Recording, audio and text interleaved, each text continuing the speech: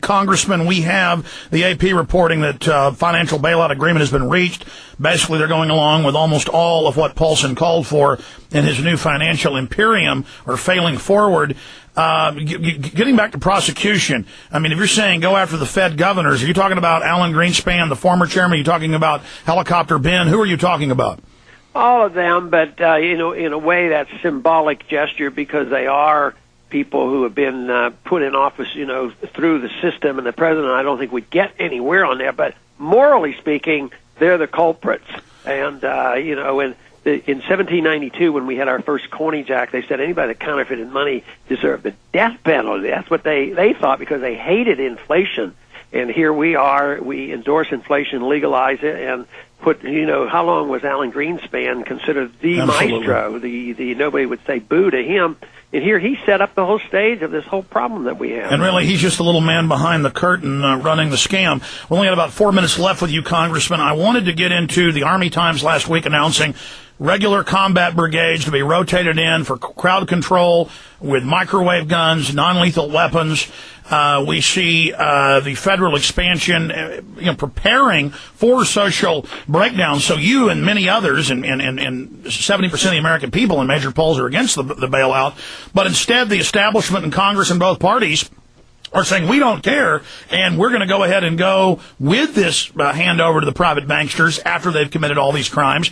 Are you concerned about civil unrest if a depression comes or if this deepens? And how do we counter that when they start activating regular Army groups in the United States? Well, it's going to be tough, because that's the movement. And, they tell you what their attitude is with that provision in the Paulson's bill, which says we're exempt from the courts. We don't even want the courts to look at this. They may modify that language, but you know what their attitude is. And they want to be lawless. They don't want to be held accountable. And that's why it is extremely dangerous. I talk about the economic dangers, and we all should be concerned because we want a high standard of living. But ultimately, the only thing that counts is our freedom. We could be very, very poor. We could wipe out a lot of wealth in this country, but if we had our freedoms in the market and sound money, we would all go back to work quickly. We would help our neighbors and our friends, and we would be wealthy in a short period of time. So that's why what you're talking about, are we going to have martial law, or are we going to have more freedoms? And the more problems that we have, the more likely is that we're going to have martial law. So I do think they anticipate and make plans for these things. In closing, Congressman, you have, to tell the fact that government is always co-opted by private corporations and corrupt systems, and no matter how much good you try to put into it, it always turns out becoming corrupted. But at the same time, people losing their homes, companies falling apart, the real economy being raided by Wall Street right now with the previous bailout money, banning the shorting only on themselves, but then turning the dogs loose on the real economy. I know you're against the bailout of the bankers. Is it a lesser evil to have some type of bailout of the infrastructure itself because we're like an emaciated person that's been thrown up on the shore? Or what do you say to that? And what do you mean by infrastructure? Are you talking about material infrastructure, roads, highways, and things? Well, all of it, and then people losing their houses. I mean, if we're going to have a bailout, shouldn't it be of the American people? I know that's bad too, but isn't that better? On principle, I wouldn't endorse that, but I also always have a program of transition. If money is to be spent, we have to pay for it. Just recently, we had a disaster relief program, and I voted against it. And I did because we don't have the money. But I'm not against doing some of that, but I'm against building the deficit to do it. I would cut, if we need $10 billion for survival reasons here or infrastructure, I would cut $20 billion overseas, put 10 against the deficit, and use 10 here at home.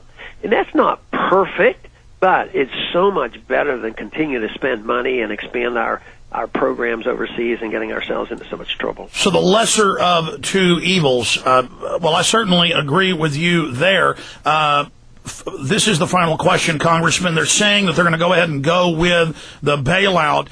Do you think that's going to fall apart, or do you think the scaremongering by both parties' leaders of imminent depression is going to get this rammed through? And then down the road, how bad do you think this will accelerate the hyperinflation? Well, it's going to be inflationary, but it might calm the markets for a little while, but it will not solve the problem. It just delays the inevitable. But yesterday I would have said, boy, there's no way they can get these votes. Today, arm twisting and giving everybody benefits and boosting this package up and passing out more funds, it looks like they're going to defy the American people. And it tells you how close the two parties are, because you see, all of a sudden, you don't see McCain and Obama fighting over this. They both endorse these bailout principles. And you see Clinton endorsing basically McCain. I mean, it's a love fest.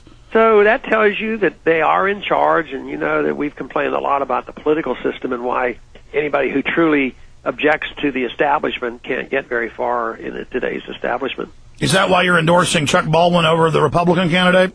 Yeah, I mean, I reject the two-party system, the two candidates, so yes, I did pick Chuck over. Congressman, I think this could end up destroying the New World Order globalist system. I think they've overreached, and this is badly coordinated, and I think this is finally going to destroy the people's confidence in this giant, mega state. Do you agree with that?